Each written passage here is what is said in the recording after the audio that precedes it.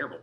Welcome back, AP! Alright, so welcome back after doing a vivid amount of researching and kind of getting my thoughts organized and stuff like that. I'm now here to record the second version of this flip because the first one I did was terrible. It's also the very first flip we've had in a while. Well, I'm actually not reusing a old garbage one from last year. And I also wouldn't even be able to do that anyway because none of my flips started at this point regardless. So anyway, but let's go ahead and jump right back into where we left off in class. We were talking about the expansion of monarchical power. We're talking about the growth of professional armies. We're talking about the difference between absolutist and constitutional systems. We were discussing a lot of different things, and we left off discussing how a lot of these absolutists are going to attempt to undermine the nobility, right? They're going to take a second to try and undermine that nobility a little bit. They're going to try and figure out how they're going to make people more dependent on them and less dependent on their nobility, and likewise, and etc., right? Try to establish themselves as rulers of the country that embody the values of their representative body, right? So political action was taken directly by monarchs to make them popular amongst their citizenry, right? And one of the big ones, for example, is there were riots breaking out all over the place following the 30 Years' War and also during the 30 Years' War. And a lot of this is because they didn't have access to bread, right? So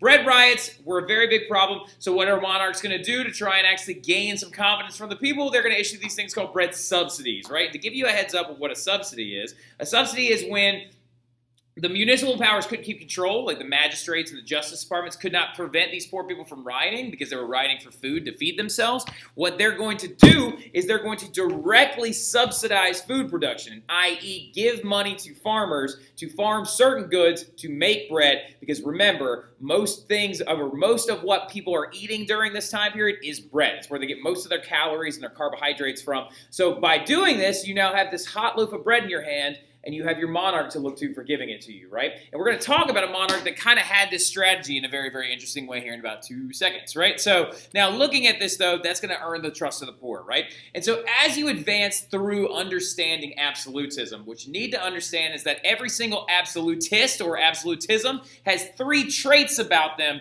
that are in a very, very handy-dandy little way, B, C, and D, right? So absolutism is the A, and then you're going to have 3 things that make absolutists absolutists, and it's a B, a C, and a D. And every single one of these different things we're going to talk about directly, and we're going to talk about how different absolutists invoked these different things. And what they are the following. One of them is a bureaucratic government. Now, we're going to talk about France here in a second, and that's going to be a big leaping off point when we start talking about absolutism. And when we discuss France, we're going to actually start off by discussing the creation of that bureaucratic system. And what a bureaucratic system is, just to give you a heads up, it's a multi-level government, right? So bureaucratic governments do not operate with one sole ruler who just yells things at people and everyone does them. That would be highly inefficient, right? We talked about how one of the things standing in the way of absolutists being able to rule with complete authority during the Middle Ages and before that, right, was the fact that they didn't have enough infrastructure, they didn't have enough technology, and they had a lot of language barriers. So the bureaucratic government is going to come in to help kind of support and actually get rid of those problems. The bureaucratic government is when a government or ruler has several different layers of people that work underneath them that help enact different policies, right? For example, the best way to look at a bureaucratic government is understanding who Miss Dantagnan is, right? If Miss Dantagnan was our absolutist, when she passes laws or rules or tax increases or tuition increases or anything like that, she doesn't walk up to every one of your families and go, "Oh, hello, this is what we're going to be doing." She has bureaucratic systems that help her take advantage of and get that word out there faster, right? So she tells the assistant principals, who tell the other people, who tell the other people, who tell the teachers, who tell your parents, who tell everybody else on the planet until it gets all the way down to you, the lowly little children down here at the very bottom of this bureaucratic system. But it's basically just a multi-level government. It's like having assistants, or it's like also president, governors, et cetera, et cetera. It's just like having these multiple people underneath you that actually enact different policies for you, right? Now, one of the big steps about these bureaucratic governments is the absolutists design these bureaucratic governments in images that make sense to them, right? And actually get rid of some of the old nobility that's going to try and prevent their power from growing. Now, centralized government's a big one as well. A centralized government is a government that is ruled from one location, right? Centralized around the monarch themselves. It's the origin of capital cities. It's the origin of capital establishments. It's the origin of all these different things. So the centralization is kind of like understanding if Louisiana was a country country in and of itself, it would be ruled directly from Baton Rouge. That's our centralized government, right? Being ruled from a central location or a capital city. In Paris, it started out, or in France, it started out being in Paris, and then Louis XIV is going to move it to Versailles, right? So that's a really big one, centralization of government, okay? And the last one, which is super important, is as absolute power began to grow, a lot of them began to invoke this idea of divine right to rule, right? And divine right to rule was the idea that they believed that they were directly appointed by God, right? That they believed that the power of God ran through them and that God chose them to be this absolutist ruler in charge of all these different people. Very important one to keep in mind. You should definitely highlight or underline that, right? So when we talk about absolutism,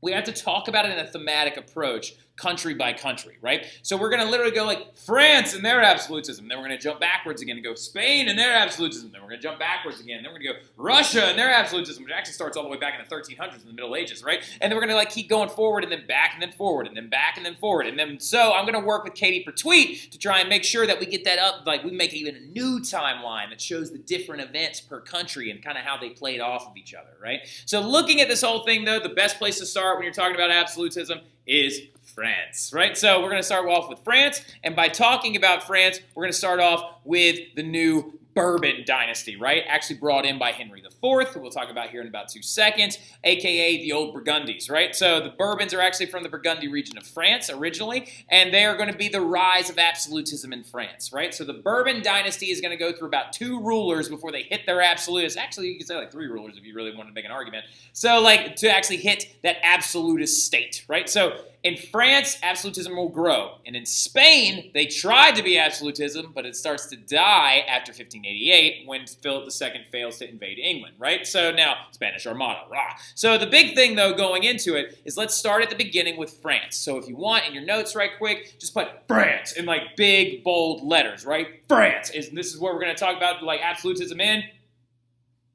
Good job, Sam. I heard you over there. France! Now, anyway, so getting into it, we have to start off, when we talk about the Bourbons, with Henry IV, right? Henry IV, the guy who got married to Margaret Valois, who had the St. Bartholomew's Day Massacre happen at his wedding and all this other stuff, the guy who wrote the Edict of Nantes, right? That dude is going to become the first Bourbon monarch, a.k.a. Henry the Great, right? Because he actually converted to Catholicism. Paris is worth a mass, right? Like he does that, writes the Edict of Nantes, preventing the direct persecution of Protestants, right? So Protestants will actually have these little cells, these little cities that they live in, a very important one being La Rochelle. And a big thing about it, though, is Henry IV approaches trying to grow absolute authority by trying to convince the people that the direct authority of the king is better than that of their nobility, right? So one big thing Henry does when he comes into power, he starts off by trying to undermine the noble power, right? So he can actually grow power for himself and also for his dynasty going forward. One of his most famous sayings was, "A chicken in every pot." That goes hand in hand with those bread riots. It goes hand in hand with those bread subsidies. It's the idea of providing food and nourishment to the growing population of France. And also at this time, France was the most populated country in all of Europe, right? So he says a chicken in every pot, right? Which basically is just code for I'm going to make sure no one in this country goes hungry, right? Another big reason why he's referred to as Henry the Great. Another other reason he's referred to as Henry the Great is because he had a lot of new roads established and canals. That's building up that infrastructure, right? And he also is going to prevent nobles from rebelling against him by lowering taxation a little bit, right? He's actually going to lower taxes off the nobles a little bit. He kind of pushes them on to these people called the bourgeois, but we'll talk about them a little bit later on. So the thing about it, though, is he does lower taxes, earning him a great rapport, right? However, something really important to remember is a lot of people still believe that he was Protestant at heart, right? They were like, oh, he just converted for funsies. He didn't even actually really do it in the first place. So Henry IV's reign is actually not going to be that long, right? So it's actually only going to last for a few years. Let's double check on the years that he actually was in power just to be safe. He actually only ruled France from 53. Wait, Henry IV. I was trying to. All right, there we go. Yeah, he was king, and he ruled as king of France from 1589 to 1610. So he only ruled over France for about 11 years, right? So, and the big reason why he only ruled over France for about 11 years is he got assassinated by a Catholic fanatic, right? Literally, apparently, this Catholic fanatic hung off the side of a building and jumped in the window of his carriage and stabbed him to death, right? Killing him, leaving only his wife and his young 8-year-old, 9-year-old son, Louie, to take over, right? So now, because of a very important thing called Salic law that we talked about multiple different times, his wife was not going to be able to take over. Now, some of you are like, oh, you mean Margaret? No, I don't mean Margaret, right? Margaret Valois, that marriage was annulled because her and Henry couldn't have any kids, right? So he actually went off and married Maria de Medici. Funny enough, a first cousin of Catherine de Medici, the lady who held the St. Bartholomew's Day Massacre at his wedding. But anyway, in the long run, Henry married Catherine de Medici, and they had a child together, and that child's name was Louis. And Louis was expected to ascend the throne as Louis XIII after growing to be the proper age to do so. But unfortunately, his father got stabbed to death when he was only 8 years old, right? So in this process, Marie de Medici, actually takes over as Queen Regent, right? Now, interestingly enough, though, she gets into a lot of power struggles with her son as he begins to grow older, and he actually ends up like exiling her out of Paris for a little while, and then she tries to come back, and there's a big kind of feud between the two of them. But enter this guy, Cardinal Richelieu, right? Very important thing that we understand about Louis XIII is that Maria de Medici was a pretty solid queen regent that ruled very effectively when he was really, really young. But he was about 8. So actually when he starts hitting the years of about 14, 15, 16, he begins to accuse his mother of actually trying to basically take power away from him, things like that, trying to work too much with the nobles, and et cetera, et cetera. And he banishes her out of Paris and prevents her from ruling along with her when he's only in his teens. Well, then enters Cardinal Richelieu. And Cardinal Richelieu steps in as the mediator between this mother and son, earning a redonkulous amount of trust from Louis XIII, right? So Cardinal Richelieu becomes a major player and really, truly takes power almost completely away from this guy, right? So this guy, or like Louis XIII, ends up shifting his focus from running the politics of France to actually getting married to this woman named Anne of Austria, and he actually tries to focus on having children, right? Because he knows as King of France, he must have a child as soon as possible to keep this Bourbon dynasty alive and to prevent a noble family from usurping and having a succession crisis, right? So he focuses on getting married to Anne of Austria, who is actually a Habsburg, funny enough, from Austria, and actually he tries to have children with her. They have a lot of like miscarriages, I think 9 different failed pregnancies. And he also was considered kind of a weak ruler. He wasn't very effective. He was very open to like interpretation if you want to actually argue a lot of things. His biggest impact on European history is fashion. He actually was the person that made wearing wigs at court parties very, very popular for French men. He also actually kind of glamorized the big collars and the fluffy like sleeves and stuff like that. So that was his biggest impact on history, was fashion. And a lot of that had to do with the fact that he was so distracted by trying to have these children with his wife. So who actually is going to be ruling day to day in France is this guy, Cardinal Richelieu, right? Cardinal Richelieu was the commander of France during so many different moments, right? The 30 Years' War, very popular in France, mainly due to the fact that he is a very intense figure. He's also heavily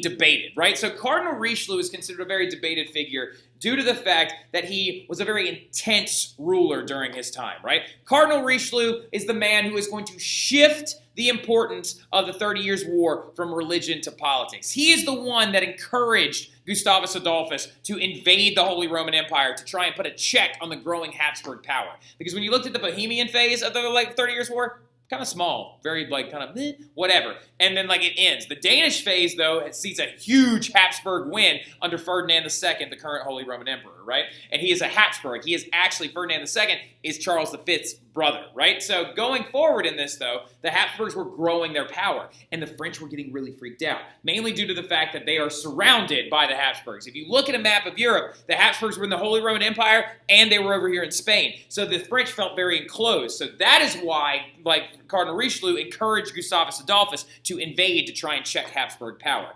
And then he eventually directly invades the Holy Roman Empire underneath his rule during the French phase, right? So Louis XIII is the king of France during this whole period of time, but he's kind of in the background trying to have children and trying to rule effectively, but he's a pretty weak-willed king, right? Now, because of these motives, Cardinal Richelieu becomes very popular in France, but unpopular everywhere else, right? He's unpopular in the Holy Roman Empire, in Spain. He's very unpopular to the English as well. The English hate Cardinal Richelieu's guts, right? Mainly because he was responsible for destroying a huge Protestant community that the English wanted to support, hoping that Protestantism would actually take hold in France. And this is what it looked like. The Siege of La Rochelle, right? Remember La Rochelle was the one big Protestant city inside of France. It's on the western coast. The English wanted to use it as an entry point for an invasion under this guy named Charles I, who will come back up again a little bit later, the Protestant king of England. They wanted to use it as this invasion point, so what Cardinal Richelieu decided to do was, I'll tell you what I'll do. I'll just go over there and destroy this entire city under the pretense of treason, right? So he doesn't necessarily violate the Edict of Nantes in any way. So very prominent figure, very violent figure, very commanding figure, executed thousands of people and destroyed Protestant communities, grows his popularity a lot in France, rules directly for Louis XIII, right? As chief minister. His title is chief minister. But the biggest thing that is so important about Cardinal Richelieu has to do with the establishment of this and the weakening of an older system, okay? So let's play along with me for about 2 seconds and just kind of hop in this car and ride with me and listen, okay? So before Cardinal Richelieu and Louis XIII ever took power, the nobles in France had a lot of power because they all ran these things called parlements, right? Parlements, spelled P-A-R-L-E-M-E-N-T-S. And I know Abigail Winningham right now is freaking out, being like, that sounds like Parliament, but it sounds like a super French version of it. All right, so yeah, it is, okay? So the Parlements of France were these little districts, right? So if we look at this map really quick, every single little district in these different colored areas was a parlement, right? And the parlements were these things that were responsible for taking any idea from the king, right? Any decree, and they would write it into law. But the parlements were actually commanded completely by nobility, right? So the nobles were the ones that were basically responsible for writing anything the king says into law. This gave the nobles a lot of power, right? So basically the nobles could be like, I'm not listening to you right now, and could ignore these decrees, prevent tax hikes, prevent a lot of tax raises, and it kind of stifled the power of the monarchy in general. Well, what Cardinal Richelieu wants to do is basically form a new system that will take power away from these parlements, and particularly away from the middle one right here, the Parlement of Paris, right? So what Cardinal Richelieu does is he sets up a system to where, no, we don't go through the parlements like anybody anymore. We now have what's called intendants, right? So an intendant system is where Cardinal Richelieu in every single one of those districts established a person that was directly appointed by the crown, right? And they were known as an intendant. And every single time the king wanted to do anything, he just told the intendant, and the intendant told everybody else, right? So basically they just clipped the parlement's power completely out of it and rectified and created this situation where basically, whatever the king says is what's going to happen, right? So that is going to make the nobles so mad. All right, so what you need to do really quick is put underneath the intendant system angers the nobles extremely angers the nobles, right? The creation of that intendant system is going to be the fuel for the absolutist fire of France, right? So Richelieu continues to rule and continues to grow the power and solidarity of the crown, right? Making the intendant system, weakening the parlements, creating like a system where Huguenots should be living in fear because he might just come and destroy your city at any given point, right? So what ends up happening, though, in 1642, Cardinal Richelieu suddenly dies, right? He died in 1642 during the 30 Years' War and before the French phase was even over, right? And then weirdly enough, less than a calendar year later, Louis XIII died, right? And some of you are like, oh crap, is there going to be a secession crisis? Is there going to be an issue? Because Louis XIII never had any kids. What I didn't tell you just now is that in the background, while Cardinal Richelieu is creating all this strength for the monarchy and stuff like that, he actually also was overseeing the birth and christening of this little chunk right here, right? That is Louis Dieudonné, the only surviving child of Anne of Austria and Louis XIII, right? They would name him Louis Dieudonné because his name literally in French means the gift from God. Because after their ninth failed pregnancy, the 10th one turned out to bear a child. And this child would grow to become the most important absolutist in European history. That right there is baby Louis XIV, right? So Louis XIV, though, was way too young when his father passed away to take over. He was only 4. He was 4 years old when his dad and Cardinal Richelieu had both died. But Cardinal Richelieu had already created such a large system capable of actually being able to rule effectively under a crown. It was just a matter of time until Louis grew old enough to take advantage of this new system. Now, it did almost get messed up, though, okay? It did almost get messed up because Anne of Austria, his mother, was the Queen Regent, and Cardinal Mazarin was the very weak chief minister that came after Cardinal Richelieu, right? So Cardinal Richelieu tried to teach Cardinal Mazarin so many different effective ways to run the intendant system, how to do this, how to do that. But Anne of Austria actually ended up having much more power than Cardinal Mazarin did in this sense. Anne of Austria was the one that actually signed the Treaty of Westphalia and is actually the one that brought an end to the 30 Years' War during the French phase, forcing Ferdinand actually to draw permanent boundaries between France and the HRE and preventing the actual invasion of France directly from the HRE because the HRE was going to become so weak. So the Queen Regent, Anne of Austria, was actually a pretty stiff ruler, very, very intense lady. And Cardinal Mazarin kind of was like her puppet that she just told what to do all the time. Why is that? Word on the street is they were having an affair.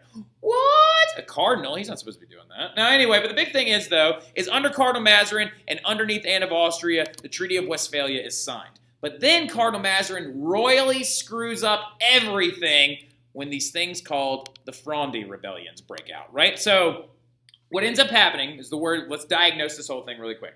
So Fronde is a French word that actually is used to refer to a person who like throws mud or rocks at a carriage. Basically, it's like a poor vagrant who like destroys things. It's a rabble-rouser, right?